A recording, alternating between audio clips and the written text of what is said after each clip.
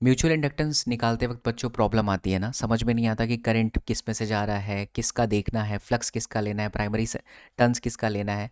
तो चिंता ना करो, इस वीडियो को सेव कर लो बच्चों और लास्ट तक देखो। बहुत ही सिंपल तरीके से मैं आपको एक ऐसा ट्रिक बताऊंगा जिससे म्यूचुअल इंडक्टेंस के भारी भरकम सवाल आप चुटकियों में सॉल्व कर लेंगे।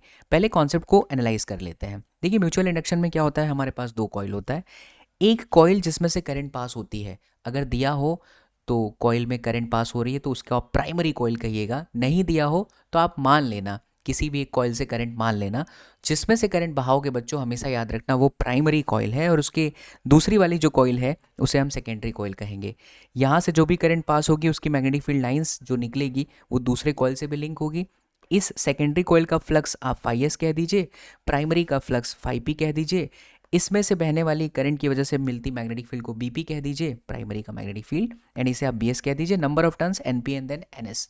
अब ट्रिक याद रखो बच्चा, देखो म्यूचुअल इंडक्टेंस होता है total flux in the secondary coil divided by the primary coil का करंट आईपी।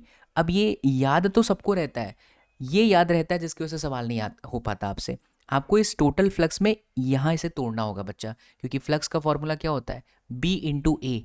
लेकिन b इंटू ए के साथ n को मल्टीप्लाई करना होगा, बिकॉज n का मतलब है नंबर ऑफ टर्न्स। तो total flux in the secondary coil, इसलिए number of turns in the secondary coil. And then बच्चों, फ्लक्स का फॉर्मूला है b इंटू ए। लेकिन मैग्नेटिक फील्ड कहाँ से आ रही है, वो तो प्राइमरी के करंट की वजह से आ रही है, इसलिए यहाँ बी एस नहीं लिखना है, यहाँ बीपी लिखना है, यानी कि magnetic field in the primary, और उसके बाद area of the secondary and divided by IP. ये अगर आप अपने मन मंदिर में बसा लोगे ना जीवन काल के अंत समय तक, बड़े बड़े सवाल आप चुटकियों में सॉल्व कर सकते हो। एक एग्जाम्पल जो कि नीट में आ चुका है, मैं दिखा देता हूँ आपको। कॉन्सेंट्रिक सेल है, इनर रेडियस ए, आउटर रेडियस बी, और यहाँ पर करंट दे रखा है बाहर वाले से इतना चल रहा है। तो इस सिस्टम का म्यूचुअल इंडक्टेंस निकालते हैं। Now as per the formula, number of turns in the secondary, एक ही टर्न है तो एक का कोई मतलब नहीं है। उसके बाद है बीपी, बीपी का मतलब है magnetic field due to primary coil. तो बेटा ये रिंग है, रिंग की वजह से फॉर्मूला क्या होता है, mu not I by 2r। तो प्राइमरी का देखिए रेडियस कितना है b। उसके बाद नीचे प्राइमरी की current that is i। And then बच्चों यहाँ पर एरिया ऑफ सेकेंडरी, सेकेंडरी कौन है, जिसमें से करंट नहीं बह रहा था, तो ये आपका सेकेंडरी था, यानी area pi A square, that's it. तो ये सॉल्व हो गया, आंसर आ चुका है। ऐसे ही अगर आप बच्चा पूरी फिजिक्स सीखना चाहते हैं फील के साथ, अगर आपका 11th कच्चा है तो चिंता ना करो, 11th भी और 12th भी पूरा नीट का सिलेबस मैं लाइव बैचेस में पढ़ाता हूँ बच्चों।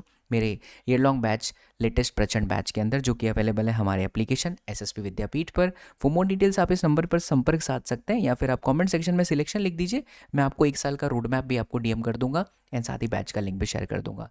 मिलते हैं अगली वीडियो में, जय हिंद।